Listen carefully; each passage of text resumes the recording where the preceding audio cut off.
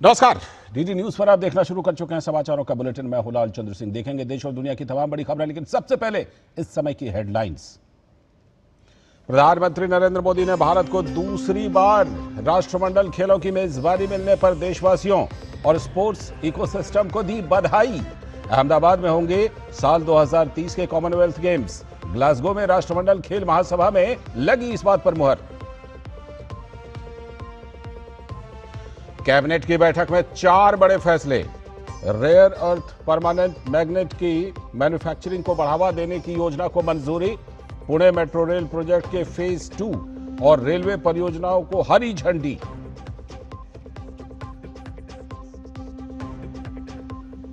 संविधान दिवस के मौके पर राष्ट्रपति द्रौपदी मुर्मू ने संविधान को बताया औपनिवेशिक मानसिकता को त्यागने तथा राष्ट्रवादी सोच को अपनाने के लिए मार्गदर्शक दस्तावेज। तो पीएम मोदी ने नागरिकों को लिखा पत्र, संवैधानिक कर्तव्यों को निभाने का किया आग्रह। पीएम मोदी ने हैदराबाद में सैफरान के विमान इंजन मरम्मत केंद्र का किया उद्घाटन। कहा, संयंत्र युवाओं के लिए बढ़ाएगा रोजगार के अवसर। भारत को बताया निवेशकों के लिए एक भरोसेमंद साझेदार। एसआईआर के मामले में बीजेपी ने चुनाव आयोग से की ममता सरकार की शिकायत। अनियमितताओं की दी जानकारी। टीएमसी समर्थक बीएलओ के प्रदर्शन पर चुनाव आयोग ने कोलकाता पुलिस से मांगी 48 घंटे के भीतर कार्रवाई रिपोर्ट। ये थे हेडलाइंस। देखते हैं खबरों को विस्तार से। और इस समय की सबसे पहली और सबसे बड़ी खबर खेल के मैदान से, क्योंकि खेल के मोर्चे पर भारत के लिए आज बहुत बड़ी खबर सामने आई है। क्योंकि 20 साल के बाद भारत फिर से साल 2023 में कॉमनवेल्थ खेलों की मेजबानी करेगा। ग्लासगो में हुई कॉमनवेल्थ स्पोर्ट्स जनरल असेंबली की बैठक में भारत के मेजबानी का फैसला लिया गया। पिछली बार साल 2010 में भारत ने इन खेलों की मेजबानी की थी और इस बार साल 2030 के लिए मिली कॉमनवेल्थ खेलों की मेजबानी अहमदाबाद करेगा। वैश्विक खेल मंच पर भारत की बड़ी सफलता। भारत को मिली 2030 राष्ट्रमंडल खेलों की मेजबानी। कॉमनवेल्थ गेम्स आम सभा ने दी औपचारिक मंजूरी। कॉमनवेल्थ स्पोर्ट्स बोर्ड ने तो पहले ही भारत के पक्ष में सिफारिश कर दी थी और अब जनरल असेंबली में इसे अंतिम रूप दे दिया गया। बुधवार को भारत के हक में निर्णय लिया गया। 2010 के बाद से ये देश के लिए दूसरा मौका होगा जब राष्ट्र इन खेलों की मेजबानी करेगा। मेजबान के तौर पर अहमदाबाद के नाम पर मोहर लग गई। भारत के सामने 2030 मेजबानी अधिकारों के लिए नाइजीरिया के अबुजा शहर की चुनौती थी, लेकिन अहमदाबाद ने बाजी मारने में कामयाबी हासिल की। केंद्रीय खेल मंत्री मनसुख मांडविया के मुताबिक ये आयोजन भारत की विश्व स्तरीय खेल क्षमताओं को प्रदर्शित करेगा। ऐसी बड़ी स्कीम, ऐसी बड़ी स्पोर्ट्स हमारे देश के युवा एथलीट को अपॉर्चुनिटी देती है। देश का स्पोर्ट्स परफॉर्मेंस दिखता है। नेशनल और अंतर्राष्ट्रीय क्षेत्र में भारत की उभरती हुई स्पोर्ट्स ताकत का 2030 में हम सब लोग प्रत्यक्ष देख भी पाएंगे।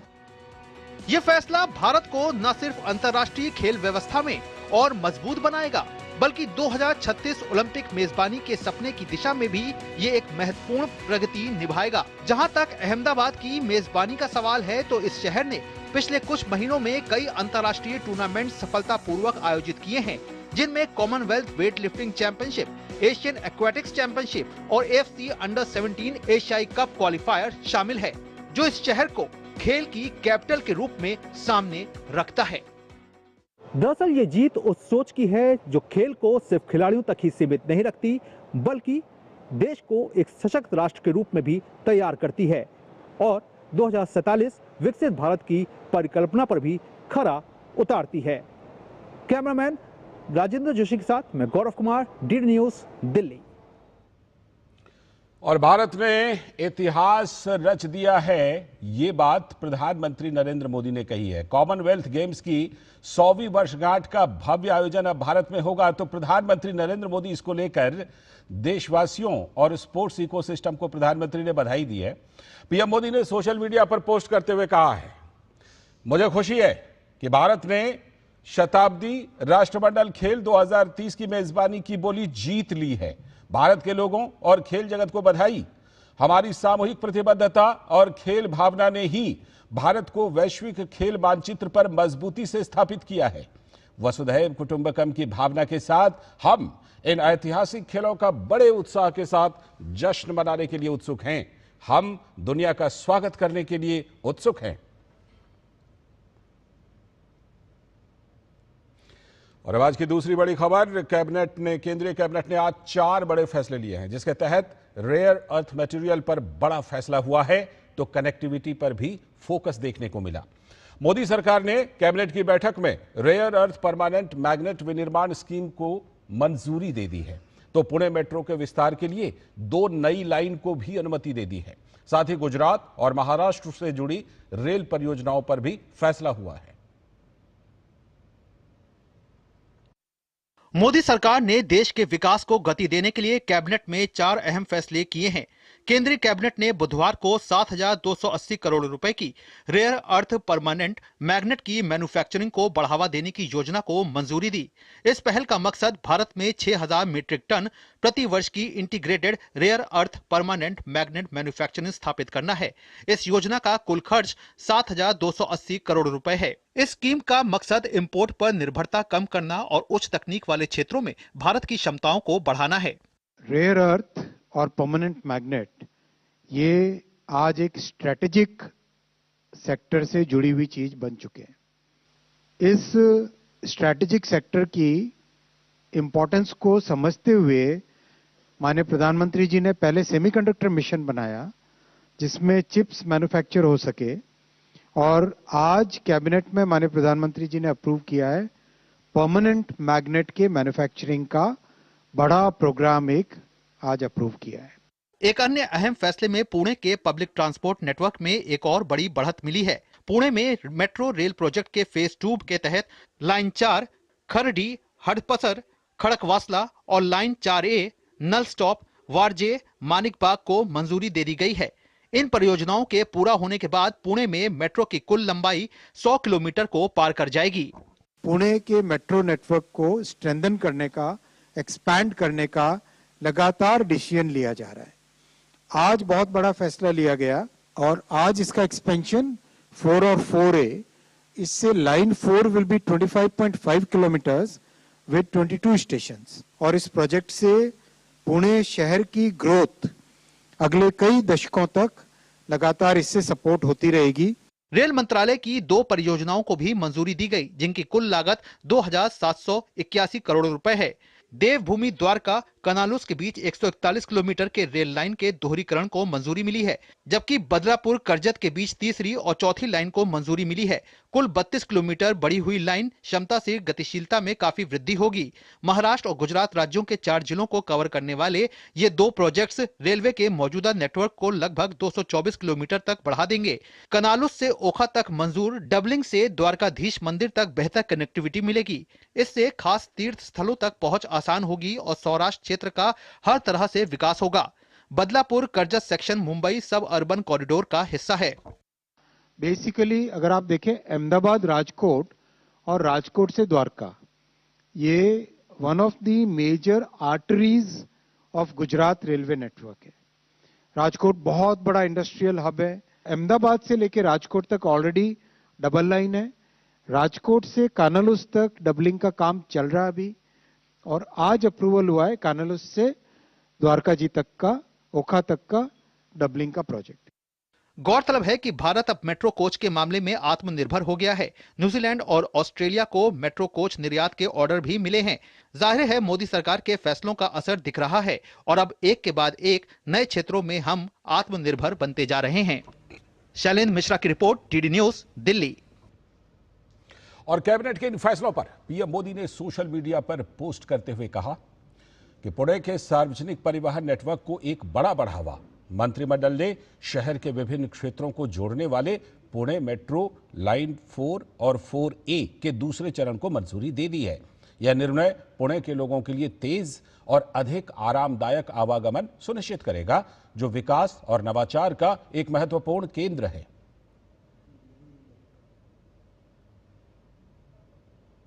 और इसके साथ ही पीएम ने पोस्ट करते हुए कहा कि महाराष्ट्र और गुजरात के 4 जिलों को कवर करने वाली 2 मल्टी ट्रैकिंग परियोजनाओं पर कैबिनेट के फैसले से हमारे रेल बुनियादी ढांचे में इजाफा होगा।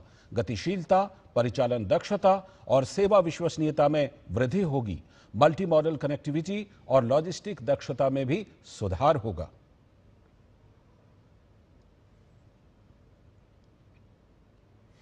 और अब अगली खबर। केंद्र सरकार द्वारा लागू की गई 4 नई श्रम संहिताओं का देश भर में स्वागत हो रहा है।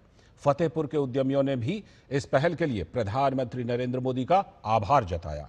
उन्होंने कहा कि सरकार का यह कदम श्रमिकों के लिए बेहतर वेतन, सुरक्षा और सामाजिक सुरक्षा सुनिश्चित करेगा। साथ ही साल 2047 में विकसित भारत के सपने को साकार करने में महत्वपूर्ण भूमिका भी निभाएगा।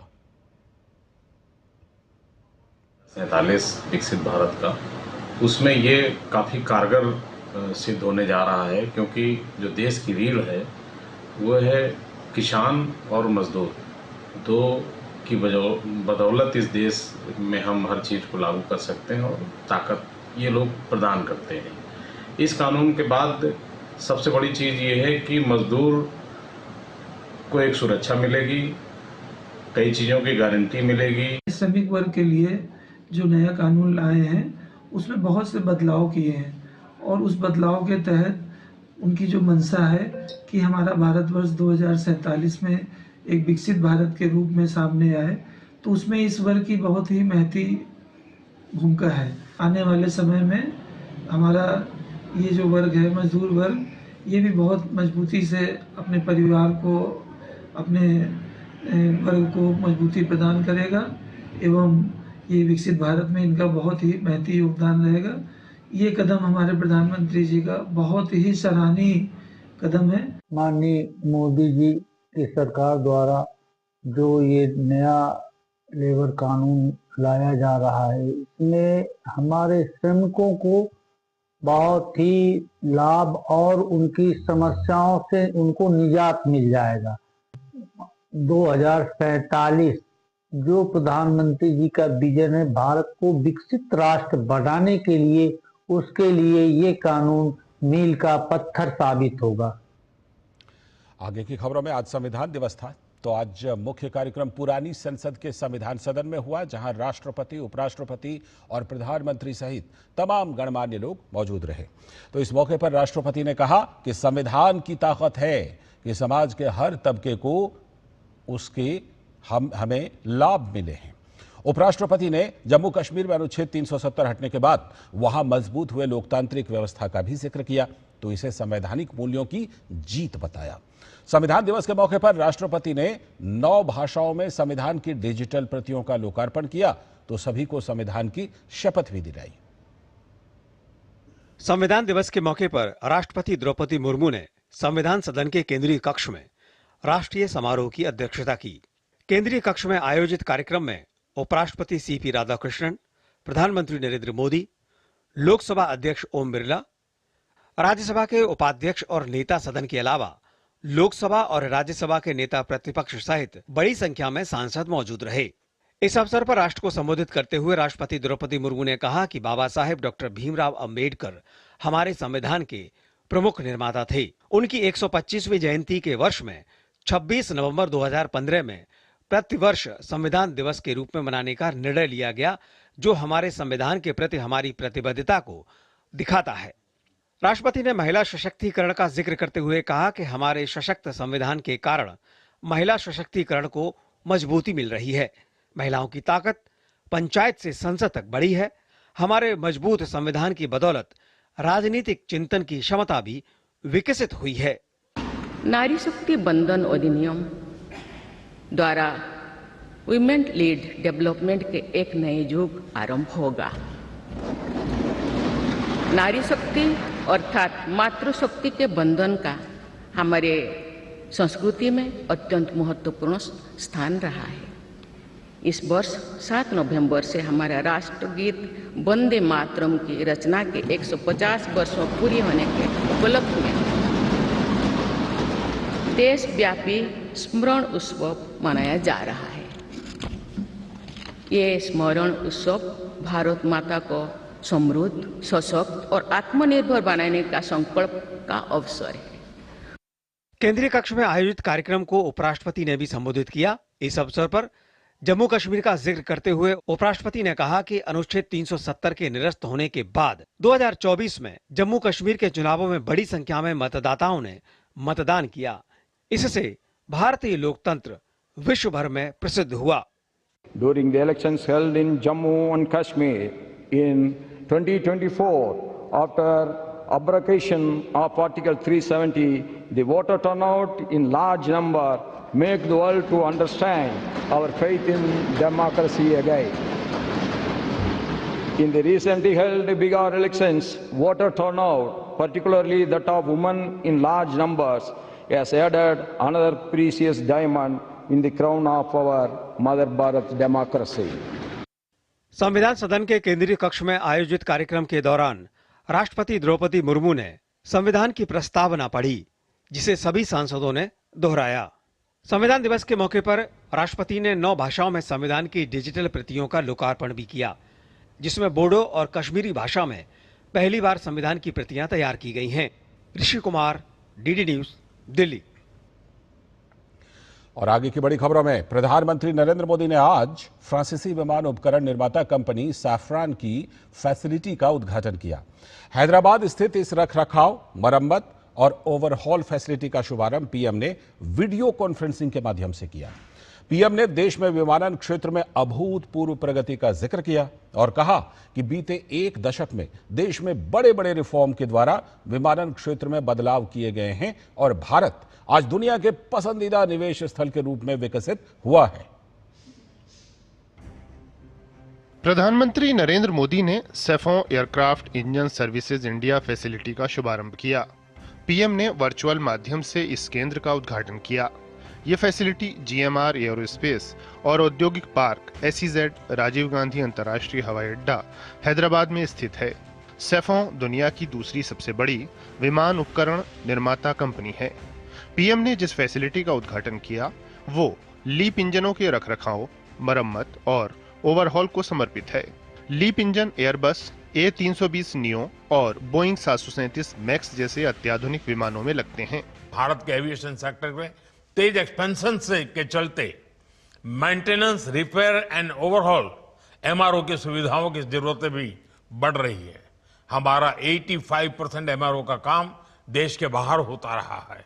इससे खर्च बढ़ता था, समय ज्यादा लगता था और एयरक्राफ्ट लंबे समय तक ग्राउंडेड रहते थे। ये स्थिति भारत जैसे विशाल एविएशन मार्केट के लिए ठीक नहीं थी। इसलिए आज भारत सरकार देश के दुनिया के एक बड़े एमआरओ केंद्र के रूप में विकसित कर रही है। ये फैसिलिटी अपनी तरह के विश्व के सबसे बड़े केंद्रों में शामिल है। ये पहली बार है जब मूल उपकरण बनाने वाली किसी ग्लोबल इंजन कंपनी ने भारत में ऐसी फैसिलिटी तैयार की है। पीएम ने अपने संबोधन में भारतीय विमानन क्षेत्र के अभूतपूर्व विस्तार का जिक्र किया। पीएम ने निवेश और व्यापार को बढ़ाने की दिशा में सरकार के प्रयास भी गिनाए। पहला हमने अर्थव्यवस्था के दरवाजे खोले, दूसरा हमने अपनी फंडामेंटल्स को और मजबूत किया, तीसरा हमने बिजनेस को आसान बनाया। साथियों, आज अधिकांश सेक्टर्स में 100% एफडीआई ऑटोमेटिक रूट से संभव है। डिफेंस जैसे सेक्टर जहां पहले प्राइवेट सेक्टर को जगह नहीं थी, वहां भी 74% तक एफडीआई ऑटोमेटिक रूट से खोल दिया गया है। ये फैसिलिटी 45,000 वर्ग मीटर में फैली है। इसे प्रतिवर्ष 300 लीप इंजनों की सर्विसिंग के लिए डिजाइन किया गया है। पीएम ने अपने संबोधन में भारत में निवेश की व्यापक संभावनाओं को रेखांकित किया। भारत के पास तेज ग्रोथ है, स्थिर सरकार है, रिफॉर्म से जुड़ा माइंडसेट है, बहुत बड़ा यंग टैलेंट पूल है, एक विशाल डोमेस्टिक मार्केट है और सबसे खास बात, भारत में निवेश करने वालों के लिए हम सिर्फ इन्वेस्टर नहीं बल्कि को क्रिएटर मानते हैं। यह केंद्र बड़ी संख्या में उच्च कुशल भारतीय तकनीशियनों और इंजीनियरों को रोजगार देगा। इस फैसिलिटी की स्थापना विमानन क्षेत्र में आत्मनिर्भरता की दिशा में बड़ा कदम है। Bureau report, DD news. अगली खबर, बात एसआईआर की। एसआईआर के मुद्दे पर पश्चिम बंगाल में मामला गर्माता ही जा रहा है। राज्य की मुख्यमंत्री ममता बनर्जी एसआईआर का लगातार विरोध कर रही हैं, तो बीजेपी ने ममता दीदी को घेर लिया है और चुनाव आयोग से पश्चिम बंगाल में एसआईआर को लेकर पैदा की जा रही दिक्कतों को लेकर शिकायत भी की है। तो मुख्य चुनाव आयुक्त ने पश्चिम बंगाल पुलिस को चिट्ठी लिखकर चुनाव कर्मचारियों को की सुरक्षा को सुनिश्चित करने की बात कही है और बीएलओ से निष्पक्ष होकर एसआईआर प्रक्रिया को पूरा करने का निर्देश दिया है। एसआईआर के मुद्दे पर ममता बनर्जी का विरोध पश्चिम बंगाल में एक बड़े राजनीतिक मुद्दे का अखाड़ा बनता जा रहा है। पश्चिम बंगाल में विशेष गहन पुनरीक्षण एसआईआर को लेकर घमासान जारी है। मुख्यमंत्री ममता बनर्जी के अड़ियल रवैये को लेकर जहां चुनाव आयोग ने कड़ा रुख अपनाया है, वहीं भाजपा ने राज्य में एसआईआर में हो रही गड़बड़ियों को लेकर चुनाव आयोग का रुख किया। भाजपा ने आरोप लगाया कि कुछ अधिकारी सीएम ममता के दबाव में काम कर रहे हैं। भाजपा प्रतिनिधिमंडल ने चुनाव आयोग को एसआईआर के दौरान हो रही अनियमितताओं की जानकारी दी और आरोप लगाया कि भारी संख्या में मृतकों और पलायन कर चुके लोगों का नाम वोटर रोल में डाला जा रहा है। भाजपा ने चुनाव आयोग से स्वतंत्र पर्यवेक्षक नियुक्त करने की मांग की, जो जिला स्तर पर वोटर रोल में काम को देखें। भाजपा का एक प्रतिनिधिमंडल इलेक्शन कमीशन को मिला। हमने उन्हें पश्चिम बंगाल में एसआईआर के दौरान हो रही अनियमितताओं के बारे में जानकारी दी। ममता बनर्जी जो बीएलओस को लेकर लगातार बयान दे रही हैं, बीएलओस के ऊपर हो रहे काम के दबाव की जिम्मेदार हैं। इस बीच पश्चिम बंगाल के मुख्य निर्वाचन पदाधिकारी कार्यालय के बाहर बूथ लेवल अधिकारियों, बीएलओ के विरोध प्रदर्शन और टीएमसी समर्थक बीएलओ के चुनाव कार्यालय में घुसने को चुनाव आयोग ने गंभीर सुरक्षा चूक करार दिया है। इस मामले में ईसी ने कोलकाता पुलिस आयुक्त मनोज कुमार वर्मा को पत्र लिखकर घटना पर नाराजगी जताई है। इलेक्शन कमीशन ने घटना पर कोलकाता पुलिस से 48 घंटे के भीतर कार्रवाई रिपोर्ट मांगी है। पत्र में चुनाव आयोग ने कहा है कि मुख्य निर्वाचन पदाधिकारी के दफ्तर के बाहर मौजूदा सुरक्षा व्यवस्था पर्याप्त नहीं थी। इस तरह की घटना चुनाव आयोग के अधिकारियों की सुरक्षा के लिए गंभीर खतरा हो सकती है। साथ ही ईसी ने बंगाल में एसआईआर और आगामी चुनावों को ध्यान में रखते हुए पुलिस को सुरक्षा व्यवस्था कड़ी करने के निर्देश दिए हैं। इसके अलावा चुनाव आयोग ने तत्काल प्रभाव से कोलकाता सीईओ कार्यालय के लिए 3 अतिरिक्त सचिव स्तर के अधिकारियों की भी नियुक्ति की है। ये नियुक्तियां पश्चिम बंगाल में विशेष गहन पुनरीक्षण यानी एसआईआर प्रक्रिया की समाप्ति तक अस्थायी रूप से की गई है। उधर पश्चिम बंगाल की मुख्यमंत्री ममता बनर्जी ने एक बार फिर एसआईआर का विरोध करते हुए चुनाव आयोग की निष्पक्षता पर सवाल उठाए। ममता बनर्जी ने फिर बीएलओ का मुद्दा उठाया। उन्होंने कहा कि 2029 में किसी भी तरह से भाजपा सरकार नहीं आएगी। ममता बनर्जी द्वारा एसआईआर को चुनावी मुद्दा बनाने पर भाजपा ने तंज कसते हुए कहा कि ममता बनर्जी की पश्चिम बंगाल से विदाई तय है। घुसपैठियों को बचाने की उनकी सारी कोशिशें नाकाम होंगी। क्या जरूरत था इतना जल्दी इसको ऐसा करना? अगर हर घुसपैठिया है तो बीजेपी क्या साधु है, संत है? পরিবর্তন সংকল্প সভাতে অঙ্গীকার নিয়ে বাড়ি ফিরে যেতে হবে। মেরা বুথ সবচেয়ে মজবুত। বিকাশবাদ, রাষ্ট্রবাদ, সুশাসন, সুরক্ষা, প্রতি হাতে কাজ, প্রতি পেটে ভাত, প্রতি মাথায় ছাদ, এই হবে বিজেপির সংকল্প। एसआईआर की प्रक्रिया को लेकर मुख्यमंत्री ममता बनर्जी का दोहरा रुख एक बार फिर चर्चा में है। दरअसल ममता बनर्जी एक ओर एसआईआर का विरोध कर रही हैं, तो दूसरी ओर बनगांव में एक जनसभा के दौरान तृणमूल के कार्यकर्ताओं को निर्देश दिया कि वो एसआईआर फॉर्म भरने में लोगों की मदद करें। इस दौरान 12 राज्यों, संघ शासित प्रदेशों में एसआईआर के तहत मतदाताओं को 50 करोड़ 97 लाख से अधिक एसआईआर गणना फॉर्म वितरित किए गए हैं। चुनाव आयोग द्वारा कई राज्यों में मतदाता सूची की पुनरीक्षण प्रक्रिया को चुनौती देने वाली याचिकाओं पर सुप्रीम कोर्ट दिसंबर के पहले हफ्ते में सुनवाई करेगा। ब्यूरो इनपुट के साथ सौरभ, ऋषि, मोहित और विकास सारथी की रिपोर्ट, डीडी न्यूज। खबर मध्य प्रदेश से, जहां मुख्यमंत्री डॉक्टर मोहन यादव ने आकाशवाणी उज्जैन केंद्र से प्रसारण का शुभारंभ किया। इस दौरान सीएम डॉक्टर मोहन यादव के साथ सूचना, प्रसारण एवं संसदीय कार्य राज्य मंत्री डॉक्टर एल मुरुगन भी मौजूद रहे। तो वहीं सीएम डॉक्टर मोहन यादव से डीडी न्यूज के संवाददाता श्रेयस द्विवेदी ने ये खास बातचीत की। इस समय हमारे साथ मध्य प्रदेश के मुख्यमंत्री डॉक्टर मोहन यादव जी मौजूद हैं। सर, आज आकाशवाणी उज्जैन में जो है मालवी समाचार और कार्यक्रम का जो है प्रसारण आज से शुरू हो रहा है। कितना बड़ा दिन है उज्जैन सहित पूरे मध्य प्रदेश के लिए? देखो, बाबा महाकाल की नगरी में आज आकाशवाणी ने देववाणी गूंजेगी। हमने सबने परमात्मा की कृपा से एक ऐसी अलौकिक नगरी में ये आकाशवाणी का केंद्र खुला जिसकी अपनी पहचान देश नहीं दुनिया में एक विशिष्ट है। दुनिया की 7 पवित्रतम नगरियों में से एक अवंतिका में आकाशवाणी का इस केंद्र का खुलना न केवल सूचना प्रसारण मंत्रालय के लिए बल्कि यशस्वी प्रधानमंत्री की भारत सरकार के लिए भी एक अलग प्रकार का बहुत उल्लेखनीय दिन है। मैं आज इस अवसर पर इतना ही कहना चाहूँगा, जब कुंभ का स्नान सिंहस्थ के नाते से जब 2028 में होगा या पूरे वर्ष होने वाले व्रत, त्योहार, पर्व और अनेक कार्यक्रमों में यहाँ कला, संगीत, साहित्य सबकी धारा बहुत अनवरत रूप से बहती आई है। तो ऐसे में विक्रमादित्य की नगरी, राजा भोज की नगरी, सम्राट अशोक की नगरी, हर काल हर युग में जिसका अस्तित्व रहा है, ऐसी अवंतिका में आकाशवाणी केंद्र का खुलना ये अपने आप में बड़ी घटना है। मेरे साथ माननीय मंत्री एल मुरुगन जी का मैं अभिनंदन करना चाहूँगा, जिनके विशेष प्रयास से माननीय प्रधानमंत्री श्रीमान नरेंद्र मोदी जी के आशीर्वाद से ये आकाशवाणी की सौगात मिली।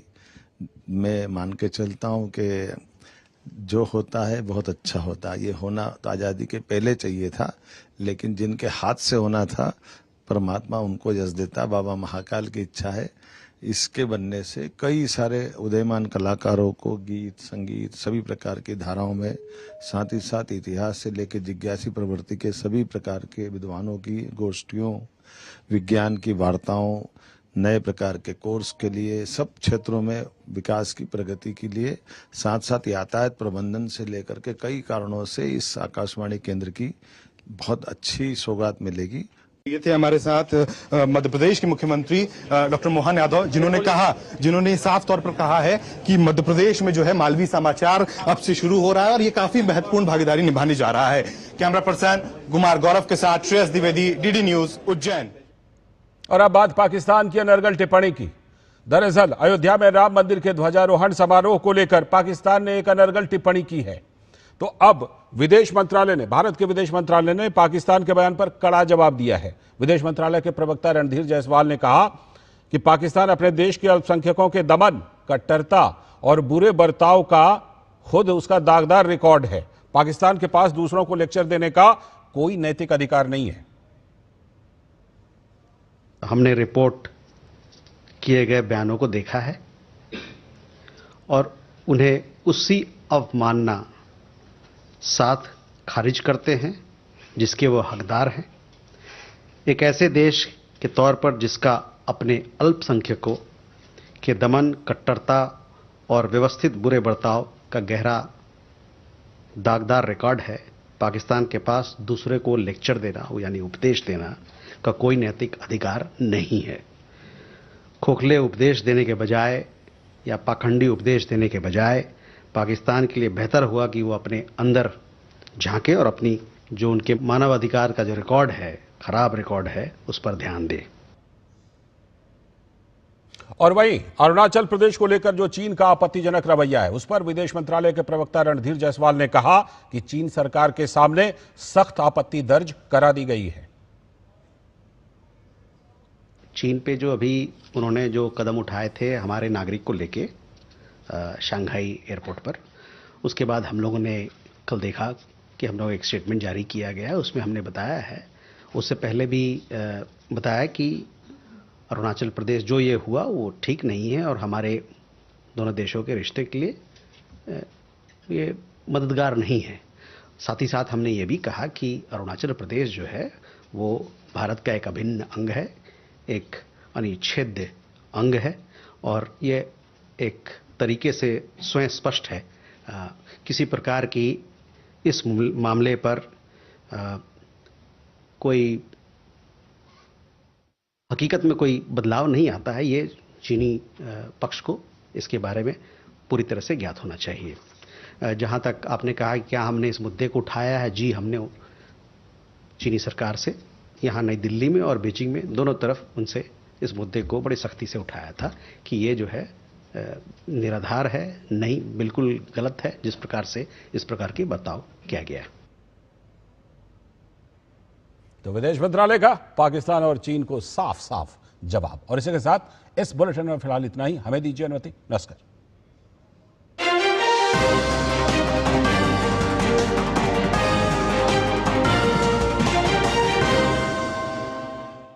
आज है राम नाम को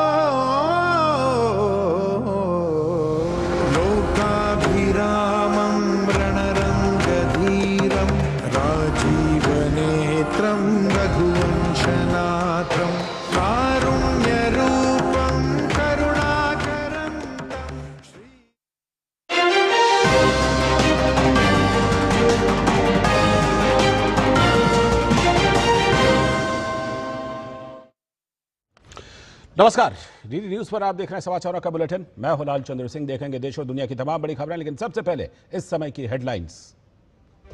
प्रधानमंत्री नरेंद्र मोदी ने भारत को दूसरी बार राष्ट्रमंडल खेलों की मेजबानी मिलने पर देशवासियों और स्पोर्ट्स इकोसिस्टम को दी बधाई। अहमदाबाद में होंगे 2030 के कॉमनवेल्थ गेम्स। ग्लासगो में राष्ट्रमंडल खेल महासभा में लगी मुहर।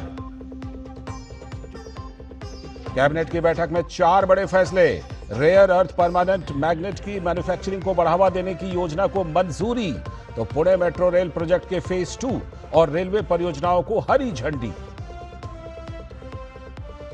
संविधान दिवस के मौके पर राष्ट्रपति द्रौपदी मुर्मू ने संविधान को बताया औपनिवेशिक मानसिकता को त्यागने तथा राष्ट्रवादी सोच को अपनाने के लिए मार्गदर्शक दस्तावेज। तो पीएम मोदी ने नागरिकों को लिखा पत्र, संवैधानिक कर्तव्यों को निभाने का किया आग्रह। पीएम मोदी ने हैदराबाद में सैफरान के विमान इंजन मरम्मत केंद्र का किया उद्घाटन। कहा, संयंत्र युवाओं के लिए बढ़ाएगा रोजगार के अवसर। भारत को बताया निवेशकों के लिए एक भरोसेमंद साझेदार। एसआईआर के मामले में बीजेपी ने चुनाव आयोग से की ममता सरकार की शिकायत। अनियमितताओं की दी जानकारी। टीएमसी समर्थक बीएलओ के प्रदर्शन पर चुनाव आयोग ने कोलकाता पुलिस से मांगी 48 घंटे के भीतर कार्रवाई रिपोर्ट।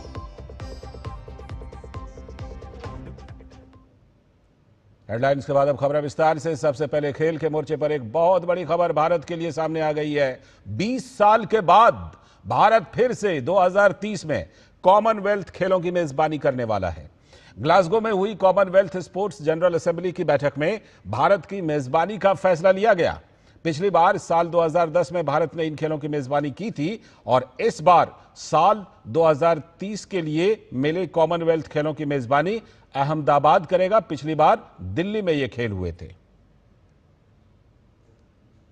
ग्लासगो में आयोजित कॉमनवेल्थ स्पोर्ट्स काउंसिल की जनरल असेंबली ने आज भारत को 2030 के लिए कॉमनवेल्थ गेम्स भारत में आयोजित करने के लिए औपचारिक घोषणा करी है।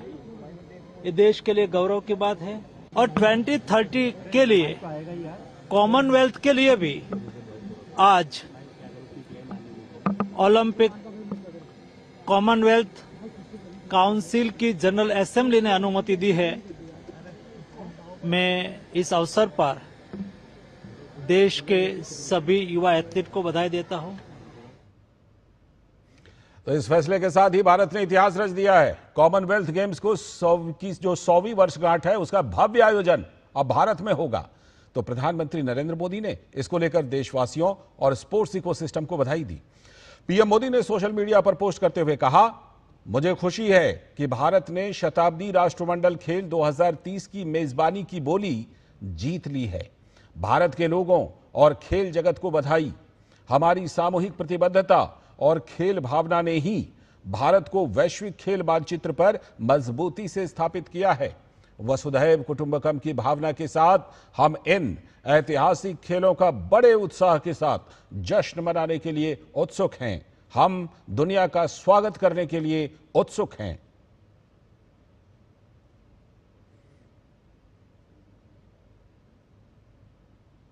और अब बात कैबिनेट के बड़े फैसलों की। केंद्रीय कैबिनेट ने आज 4 बड़े फैसले लिए, जिसके तहत रेयर अर्थ मटेरियल पर बड़ा फैसला हुआ, तो कनेक्टिविटी पर फोकस देखने को भी मिला। मोदी सरकार ने कैबिनेट की बैठक में रेयर अर्थ परमानेंट मैग्नेट विनिर्माण स्कीम को मंजूरी दे दी और पुणे मेट्रो के विस्तार के लिए 2 नई लाइन को अनुमति दी है। साथ ही गुजरात और महाराष्ट्र से जुड़ी रेल परियोजनाओं पर भी फैसला हुआ है। और कैबिनेट के फैसलों पर पीएम मोदी ने सोशल मीडिया पर पोस्ट करते हुए लिखा कि पुणे के सार्वजनिक परिवहन नेटवर्क को एक बड़ा बढ़ावा। मंत्रिमंडल ने शहर के विभिन्न क्षेत्रों को जोड़ने वाले पुणे मेट्रो लाइन 4 और 4A के दूसरे चरण को मंजूरी दे दी है। यह निर्णय पुणे के लोगों के लिए तेज और अधिक आरामदायक आवागमन सुनिश्चित करेगा, जो विकास और नवाचार का एक महत्वपूर्ण केंद्र है।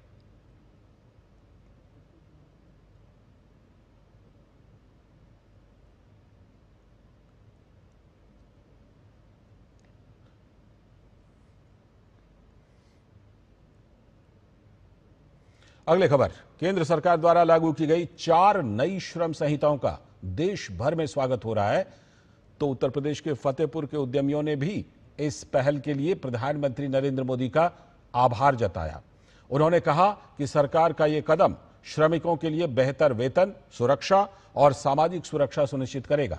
साथ ही 2047 में विकसित भारत के सपने को साकार करने में महत्वपूर्ण भूमिका निभाएगा। और अभी वक्त आ गया एक ब्रेक का। ब्रेक के बाद लौटेंगे तो देखेंगे कुछ और खबरें।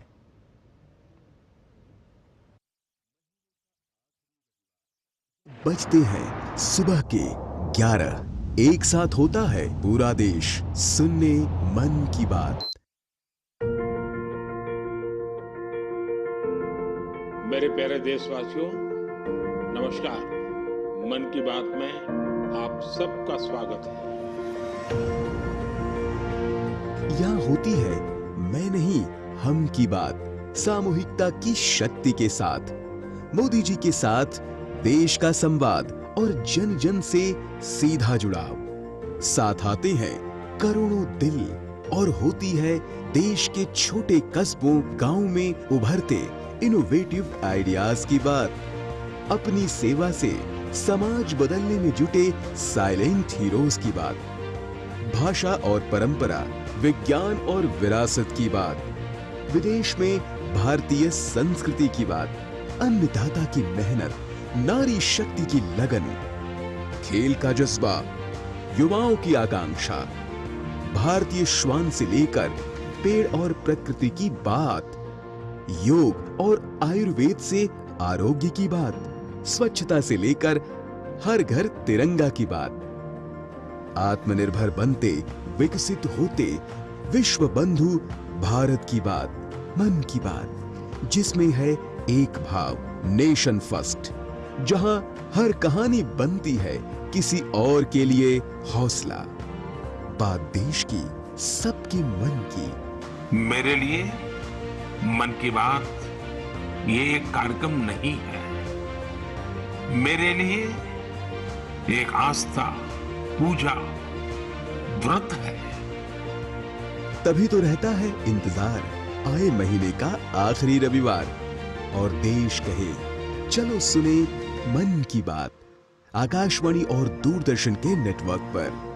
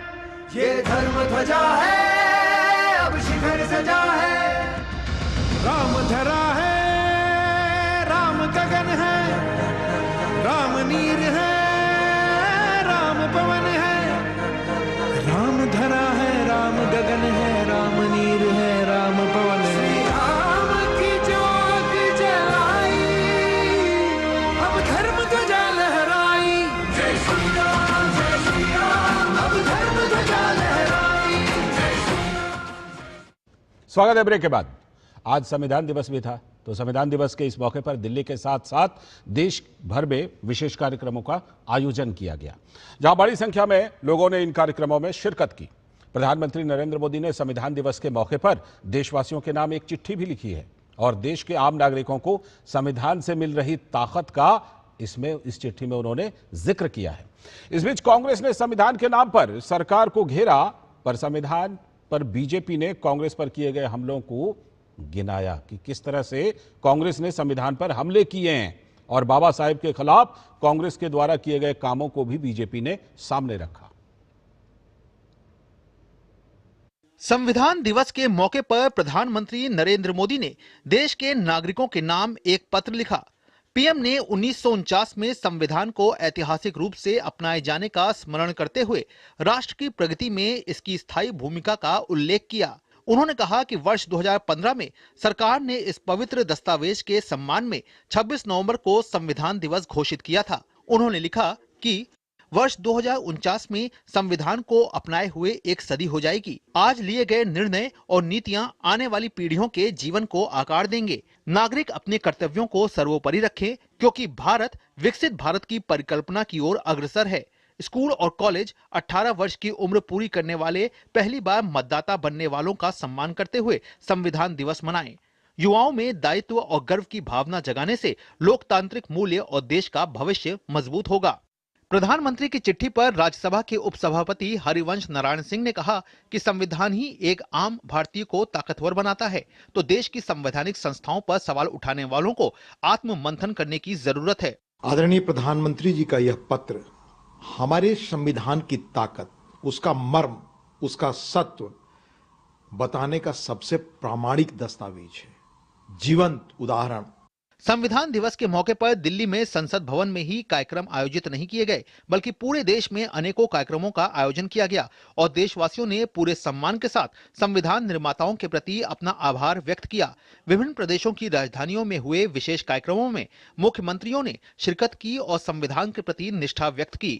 जब आप लोकतंत्र की बात करते हैं, मताधिकार की बात करते हैं, तो दुनिया के अंदर आधुनिक लोकतंत्रवादी उन्होंने अपने कुछ ही तबके को मत देने का अधिकार दिया था, लेकिन भारत ने पहले दिन से ही वयस्क मतदाता को मत देने का अधिकार भारत के संविधान ने भारत की प्रत्येक नागरिक को प्रदान किया। विश्व में आज सबसे बड़े लोकतंत्र का आधार है ऐसा हमारा भारतीय संविधान। हम सबको गर्व है अपने संविधान पे। आज देश दुनिया में जिस प्रकार से आगे बढ़ रहा है, गति से बढ़ रहा है, ये हमारे पवित्र संविधान का ही कमाल है। जहां पूरा देश आज संविधान दिवस मना रहा है, तो इस मुद्दे पर राजनीति भी देखने को मिल रही है। विपक्षी दलों ने संविधान के बहाने केंद्र सरकार पर हमला बोला है और संविधान की भावना के विरुद्ध काम करने की बात कही है। तो विपक्षी दलों के आरोपों पर भाजपा ने जोरदार हमला बोला है और कहा है कि संविधान की भावना से दशकों तक खिलवाड़ करने वाली कांग्रेस पार्टी झूठ फैला रही है और संविधान के नाम पर भ्रम फैलाकर देशवासियों को गुमराह कर रही है।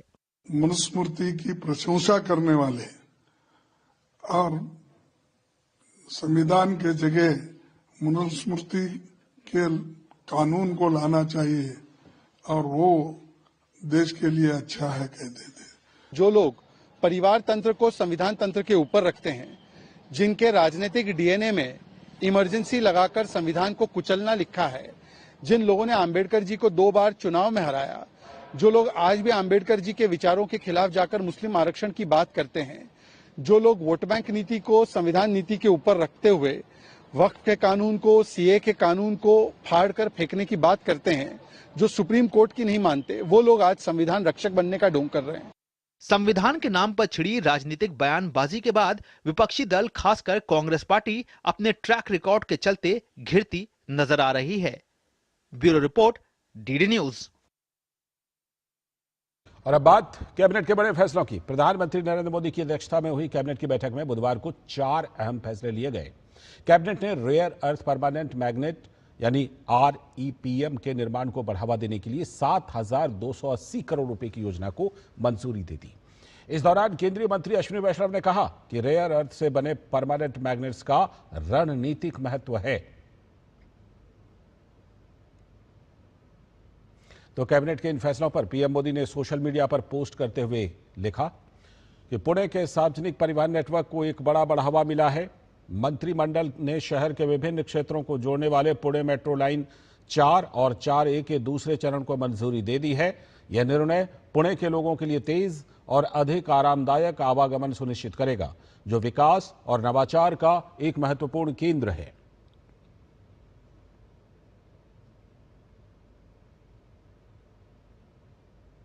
और इसके साथ ही पीएम ने एक और पोस्ट करते हुए कहा कि महाराष्ट्र और गुजरात के 4 जिलों को कवर करने वाली 2 मल्टी ट्रैकिंग परियोजनाओं पर कैबिनेट के फैसले से हमारे रेल बुनियादी ढांचे में इजाफा होगा। गतिशीलता, परिचालन दक्षता और सेवा विश्वसनीयता में वृद्धि होगी।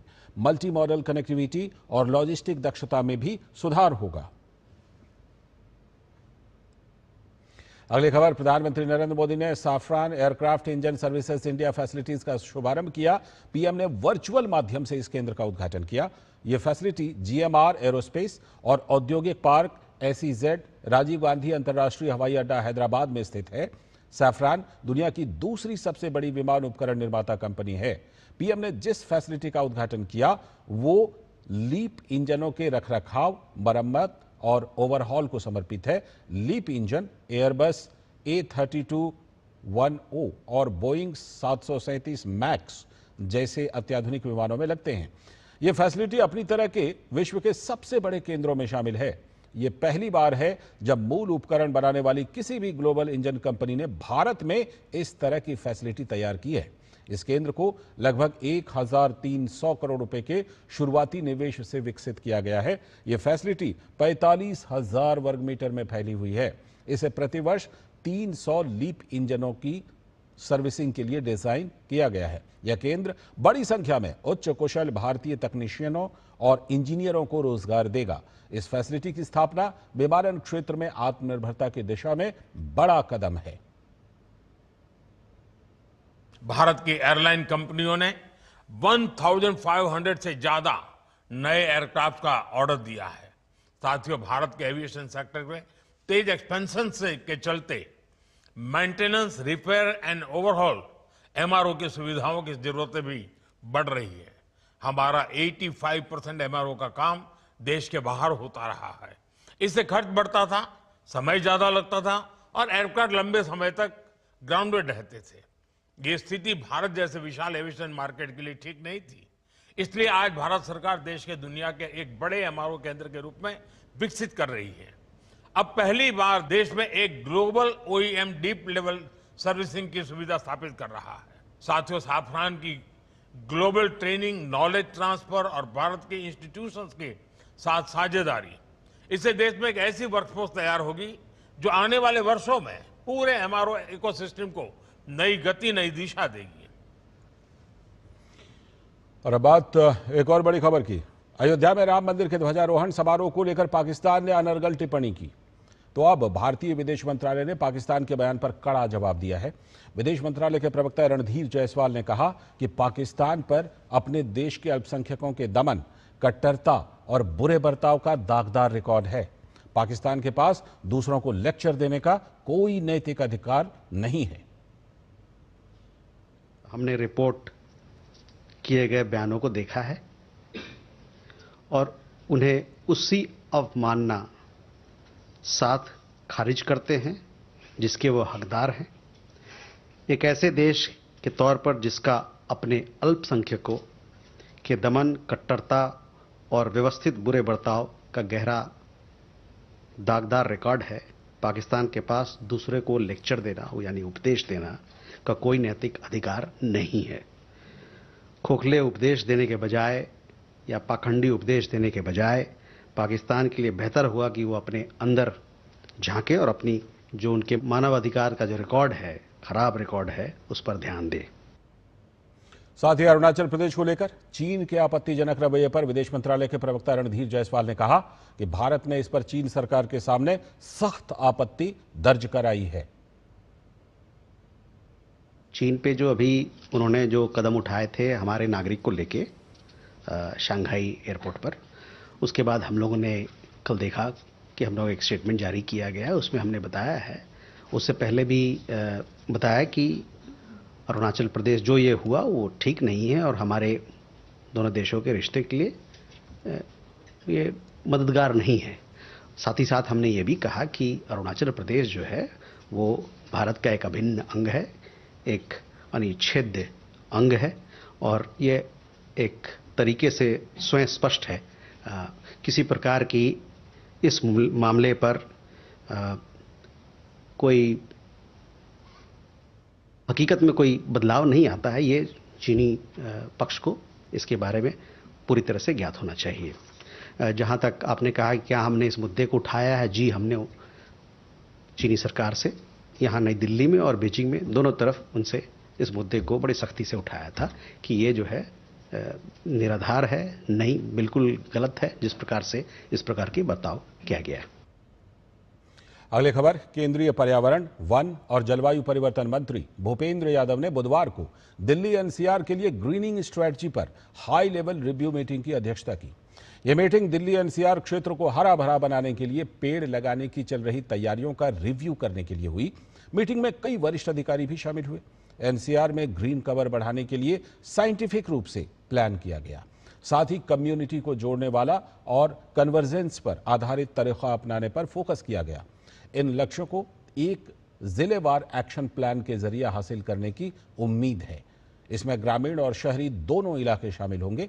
बैठक के दौरान भूपेंद्र यादव ने इस बात पर जोर दिया कि एनसीआर के सभी इको क्लबों की पहचान कर उन्हें मानचित्रित किया जाना चाहिए ताकि वे जागरूकता बढ़ाने के साथ साथ वृक्षारोपण और रखरखाव गतिविधियों में सक्रिय रूप से भाग ले सकें।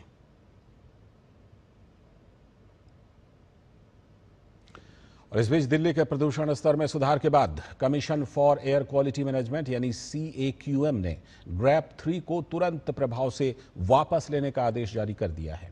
यह निर्णय कमेटी की बैठक में वायु गुणवत्ता और मौसम पूर्वानुमान की समीक्षा के बाद लिया गया। दिल्ली के पर्यावरण मंत्री मंजिंदर सिंह सिरसा ने बताया कि दिल्ली में अब ग्रैप 3 की पाबंदियां हटाकर ग्रैप 2 लागू कर दी गई हैं। कैम की तरफ से ग्रैप 3 को विड्रॉ कर दिया गया है। अब मात्र ग्रैप 2 की रिस्ट्रिक्शंस दिल्ली पे रहेंगी। जो स्कूल्स हाइब्रिड चल रहे थे वो रिस्ट्रिक्शन को भी खत्म कर दिया गया है। जो 50% होम का था उस रिस्ट्रिक्शन को भी खत्म कर दिया गया। अब मात्र ग्रैप 2 की रिस्ट्रिक्शन ही कंस्ट्रक्शन से लेकर सब चीज़ों पे लागू रहेगी। सो मैं आप सबको जानकारी देना चाहता हूँ, CAQM के माध्यम से उनके आदेश अनुसार अब ग्रैप 3 दिल्ली पे लागू नहीं हो रहा, केवल ग्रैप 2 की रिस्ट्रिक्शंस दिल्ली पर लागू होंगे। बात व्यापार मेले की। दिल्ली में चल रहा भारतीय अंतर्राष्ट्रीय व्यापार मेला गुरुवार को संपन्न हो रहा है, तो इस बार मेले में हर दिन काफी संख्या में दर्शक पहुंचे। इस बार GST की घटी दरों से ग्राहकों को सीधा फायदा मिला, जिसकी वजह से इस बार मेले में खूब बिक्री हुई। मेले में जादूगर राहुल खरबंदा के जादू ने भी खूब धूम मचाई। तो बता रहे हैं इस सब के बारे में हमारे संवाददाता गिरीश निशाना अपनी इस रिपोर्ट में। दिल्ली के भारत मंडपम में 14 नवंबर से शुरू हुआ 44वां भारत अंतर्राष्ट्रीय व्यापार मेला गुरुवार यानी 27 नवंबर को संपन्न होने जा रहा है। बुधवार को ही 71,000 से ज्यादा लोगों ने मेले का अवलोकन किया। सबसे ज्यादा भीड़ डेयरी से जुड़े उत्पादों और रेडी टू ईट वेज उत्पादों पर देखने को मिली। GST की घटी दरों का बिक्री पर भी सीधा असर दिखाई दिया। लोगों ने इस बार मेले में जमकर खरीदारी की। प्रदर्शकों का कहना है कि पिछले वर्षों की तुलना में मेला इस बार ज्यादा बेहतर रहा। बहुत ही अच्छा रहा है। GST के घटते हुए दर ने हमारी यहाँ पे आप देखिए भीड़ बढ़ा दी है। लोगों का मतलब लोगों की परचेजिंग पावर बढ़ गई है और काफी लोग थैले भर भर के जा रहे हैं क्योंकि प्रोडक्ट सस्ता हो गया है GST की वजह से। गवर्नमेंट को धन्यवाद करना चाहते हैं और ITPU को भी करना चाहते हैं क्योंकि उन्होंने बहुत अच्छा इंतजाम कर रखा है इस बार तो पिछले वर्षों के अगर तुलना करेंगे रिस्पांस बहुत ही अच्छा रहा है और गैदरिंग भी अच्छा हो रहा है और प्रोडक्ट का बहुत ज़्यादा अप्रिसिएशन मिल रहा है और लोगों का प्रेम तो मिल ही रहा है।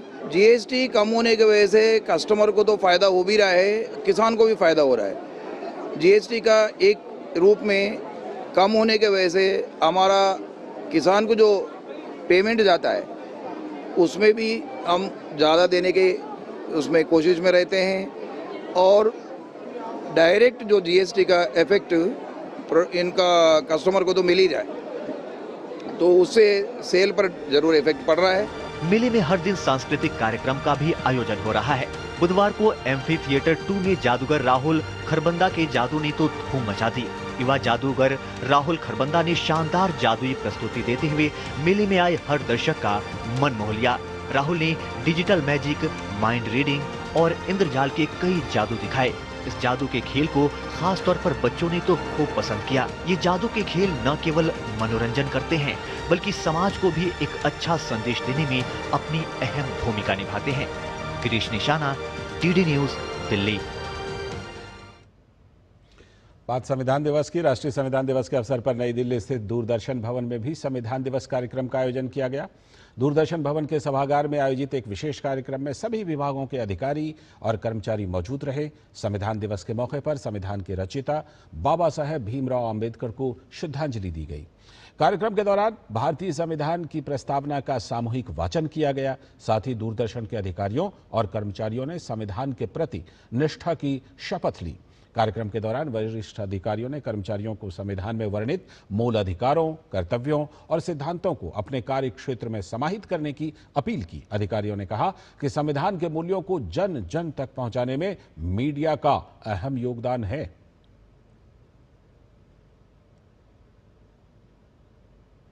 इसी के साथ इस बुलेटिन में फिलहाल इतना ही। हमें दीजिए अनुमति। नमस्कार।